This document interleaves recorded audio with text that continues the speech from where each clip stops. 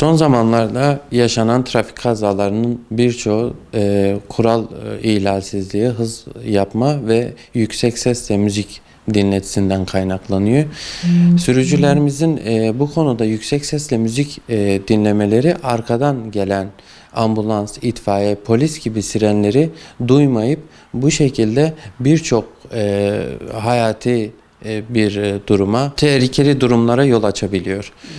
Bununla ilgili sürücülerimizin, özellikle yeni nesil birçok sürücümüzün bu konuda yüksek sesle müzik dinledikten sonra kendi müzik ritmine kaptırıp ani hareketler sergileyebiliyor. Bununla ilgili hem hava şartlarından ötürü hava şartlarının olumsuz yönde etkilenmesi, bununla birlikte müziğin ritmine kapılıp ani hareketler sergileyebiliyor.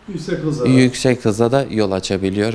Bu müzik onu yüksek bir hıza da çıkarıp ani bir manevrayla bunu olumsuz etkileyebiliyor. Ani manevralar trafik kazalarına ve özellikle gelen karşı tarafında canına mal olabiliyor. Z kuşağı dediğimiz kuşak bu konuda biraz daha çoğunluk gösterebiliyor. Bütün sürücülerimize yüksek sesle müzik dinlememelerini tavsiye ediyoruz. Bununla ilgili zaten sürücülerimizin bu konuda yüksek sesle müzik dinlemeleri ülkemizin birçoğunda olumsuz trafik, ölümlü, yaralanmalı ve kalıcı hasar bırakacak şekilde sürücülerimiz maalesef olumsuz yönde bir geçiş yapabiliyor. Sürücülerimizin bu konuda yüksek sesle müzik ritmine kendini kaptırıp ani refleksler ve arkadan gelen hiçbir kornayı algılamıyor maalesef. Ani gelen durumlardaki kornayı algılamıyor ve bu da hem kazaya